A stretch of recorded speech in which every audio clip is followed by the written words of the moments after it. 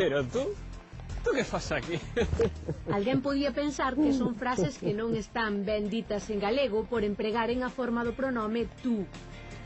E ti que fas aquí? Como chegaches aquí ti? Todos recoñecemos a forma ti, ben porque aprendemos na escola, ben porque lle la temos oído a outros galegos. Pero non é a forma que todos utilizamos. A maior parte dos galegofalantes din ti, pero tamén hai galegos que din tú, como no castelán, o asturiano, o portugués ou o catalán.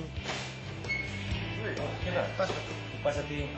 Pasa ti. Pasa tú. Pasa tío. Pasa tú. Pasa tío. Ala, veña. Na Galicia Oriental, que comprende as provincias de Lugo e Ourense, dice tú. Os demais galegos, a maioría da poboación, din ti. Esta forma ti, tan característica do galego, é a máis usada na literatura dos últimos séculos.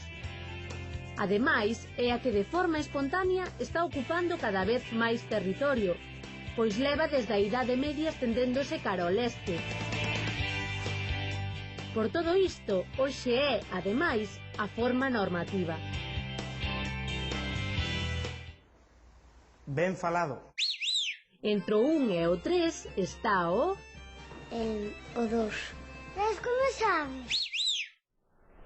Se o mapa de Galicia fose un reloxo que marcase 7 menos 2 minutos, á esquerda quedaría o territorio do ti e á dereita o territorio do tú.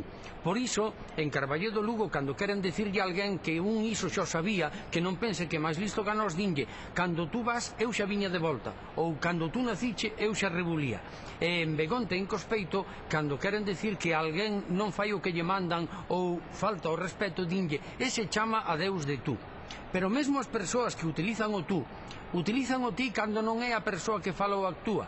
Por iso unha cantiga da limia baixa di: adeus miña meniña, eu a ti quero che ben, estimaba de saber se tú me queres tamén. Tú e ti son dúas cores da policromía da nosa lingua. Abur.